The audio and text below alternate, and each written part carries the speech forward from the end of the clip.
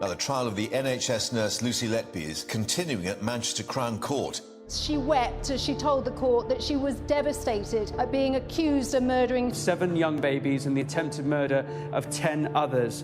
Asked by her defence lawyer if she'd done anything wrong, no, she replied. She told the jury that she'd only ever done her best to care for the babies.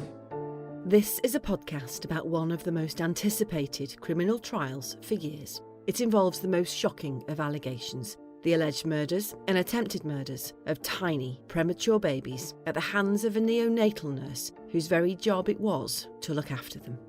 Lucy Letby is on trial at Manchester Crown Court, accused of killing 7 newborns and injuring 10 more at the Countess of Chester Hospital in Cheshire. The prosecution and defence have finished outlining their cases, and the jury have now been asked to decide whether Lucy Letby is guilty or not guilty of the 22 charges that she faces. I'm Liz Hull, Northern correspondent for the Mail. I will be in court to report on the case as it develops. And I'm Caroline Cheetham, a broadcast journalist. Every week, we'll examine what's happened and bring you the details behind the headlines. This is the trial of Lucy Letby.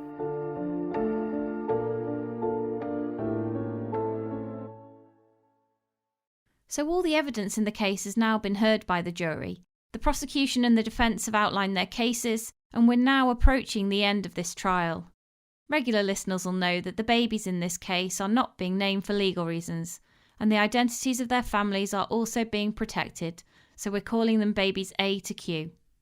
In this episode, we'll hear the judge, Mr. Justice Goss, send the jury out to begin their deliberations. We'll bring you his summing up of all the evidence they've heard over the past 145 days. We'll outline his reminder that although experts were instructed for both the prosecution and the defence, only the prosecution called their experts to give evidence. And we'll explain that he urged the jury to make their decisions on the facts and to try to disregard the emotion and personal loss involved in the case. Welcome to episode 45. The jury retires.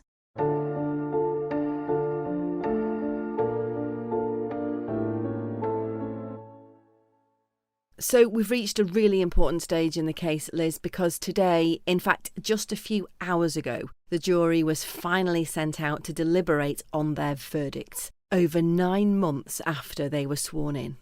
Yes, last week the 8 women and 4 men of the jury listened intently as the judge, Mr. Justice Goss, summarised all the evidence they've heard from the prosecution and the defence since this all began last October. We said a couple of weeks ago, but it's worth mentioning again, this trial has now been sitting through every season, and today was the day that everyone's been working towards for so long, the day the judge sent the jury out to consider the fundamental issue in the case, whether Lucy Letby, a neonatal nurse at the Countess of Chester Hospital, is guilty or innocent of murdering and attempting to murder babies in her care. And now everyone else, that's the barristers and lawyers, police officers, us and all the other journalists, the mums and dads of the babies, and Lucy Letby herself can do is wait. Wait until they reach a decision on each of the 22 charges she faces. So let's go back to what the judge, Mr. Justice Goss, told the jury before he sent them out. Now, he explained that he was going to remind them of what they'd heard from all of the witnesses who came to court to give evidence over the past 9 months.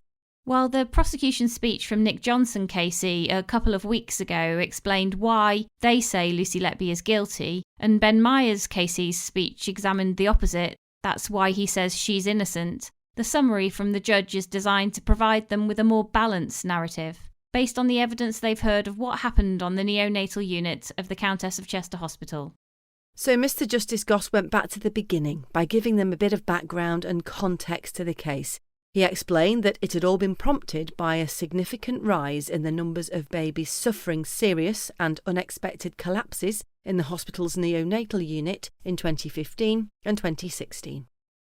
The prosecution case is that those collapses were not natural events, but were caused by the defendant, Lucy Letby, using various means to harm babies, intending they should die.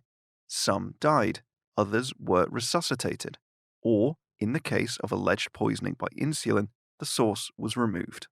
a number of babies were subjected, the prosecution say, to repeated attempts to kill them. After a year, it became clear that, of all the nursing staff and doctors, the defendant, and her alone, was at work in the unit at relevant times and was sometimes present when unexpected collapses occurred. The judge said his summing up would not be exhaustive and told the jury it was up to them to decide which were the most relevant and important pieces of evidence when they made their decisions. And he began by reminding them of some of the detail relating to the neonatal unit and what was going on there at the time they're concerned with. He said back then the unit was a level 2 centre, capable of taking babies born after 27 weeks.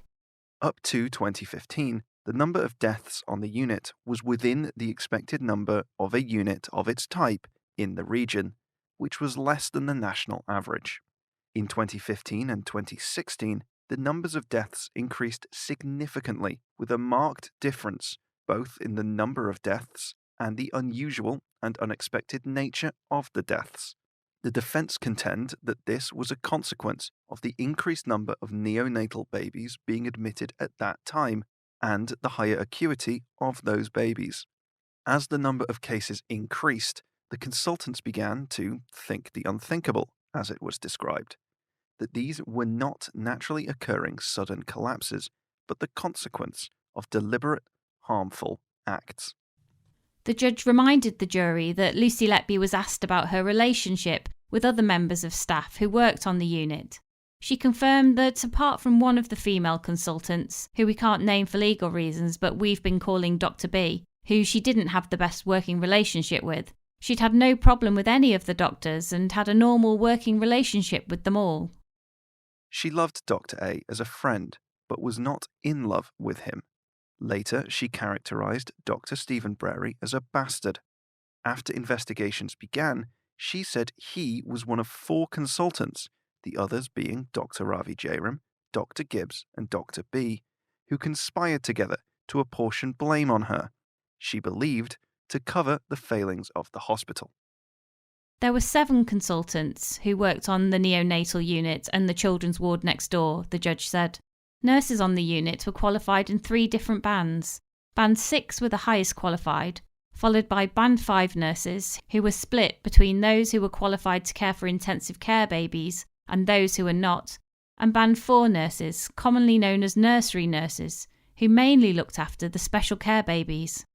He reminded the jury that several nurses had given evidence that the unit was sometimes short-staffed, and, on occasion, they weren't able to provide one-to-one care to intensive care babies, which was in breach of recognised guidelines.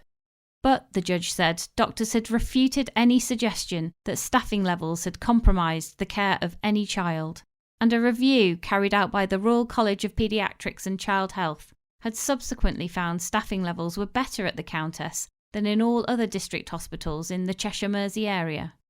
These units did not have the same mortality problems as the Countess of Chester. He told the jury it was up to them to decide the relevance of the staffing issues. There is evidence of occasions when, contrary to standards, a nurse on shift was the designated nurse for more than one intensive care baby. There was also occasions when the nursing staff complained about the shift and when care was not as good as it should have been. Of potential relevance is whether any specific or identified failings by any of the clinicians and nursing practitioners was or may have been relevant to any deterioration of babies or any event you are considering. In particular, whether a failure of care or mistake was causative to a sudden deterioration of any baby in the case or adversely affected their chances of recovery. The judge then summarised the prosecution and defence's position on the 2 babies, baby F and baby L, who were poisoned with insulin. In the case of 2 babies, there is evidence of unprescribed insulin having been administered when it was wholly inappropriate. They are baby F and baby L, each of whom was a twin. In their cases, the prosecution invite you to conclude that there can be no doubt that someone intentionally added insulin to nutritional feed and dextrose, that being given to baby F and baby L respectively, and the chances of there being more than one person acting in that way can be entirely discounted. Medical negligence or accident cannot have played any part in these cases, they submit. The defense invite you to question the evidence of the taking of blood samples and the potential consequences of insulin poisoning and the lack of harm caused. The prosecution say this evidence is of major significance, being incontrovertible evidence that someone was deliberately and knowingly doing something completely contrary to normal practice. They say it was very dangerous and must have been done with the intent of endangering the lives of the children. They say this assists and informs you in the cases of the other children who suffered sudden and unexplained collapses, from which there was no apparent medical explanation. The judge said it was the defence case that Lucy Letby was a dedicated, caring and conscientious nurse who never did anything to harm any child. Babies do collapse for no apparent reason, and there are potential medical reasons for at least some of the collapses. If there was someone intent on harming children, it was not her. He explained that Lucy Letby had no previous convictions and had never been in trouble with the police before her arrest in July 2018. He explained she'd always wanted to work with children and selected her A-levels so she could study for a degree in nursing. She undertook 2 work placements at the Countess in 2010 and 2011 while at Chester University and started work as a Band 5 nurse at the Countess in January 2012. Initially, she started working with special care babies in nurseries 3 and 4, the judge said, but she always strived to go on every course, and in March or April 2015, she completed a 6-month course which involved a placement at Liverpool Women's Hospital that allowed her to care for the sickest babies on the unit. The defendant said that over a 12-month period, she cared for hundreds of babies, and she never did anything that was meant to hurt any of them. She only ever did her best to care for them. Hurting a baby was completely against everything being a nurse is. She was there to help and to care, not to harm. The judge reminded the jury that they'd heard from 7 expert witnesses for the prosecution, including the 2 paediatricians, Dr. Dowie Evans and Dr. Sandy Bowen. He also said that although medical experts had been instructed by the defence, only experts for the prosecution had given evidence. Although you know that experts were instructed on behalf of the defence and there were meetings between experts, the only witnesses from whom you have heard were called by the prosecution. As with any witness, it is for you to decide whether you accept some or all of the evidence of an expert witness. It is your view as to the significance and reliability of this evidence that is important.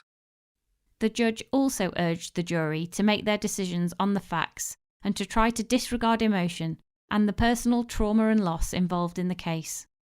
He then focused his attention on each of the babies and the charges relating to them in the case, recapping what each witness has said when they were called to give evidence about them.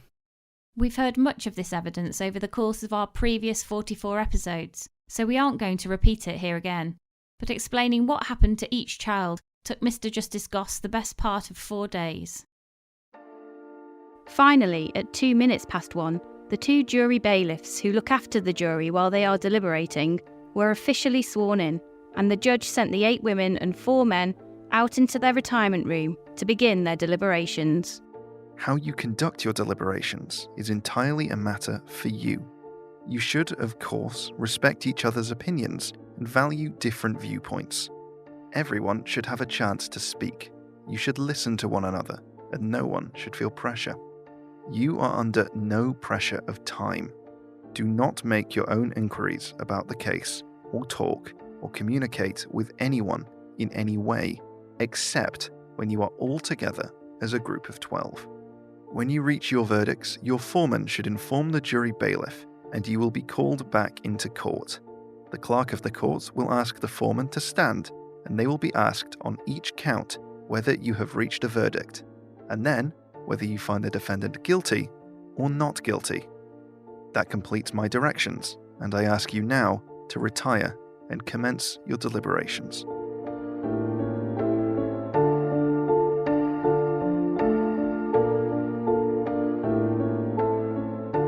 So that's it for episode 45.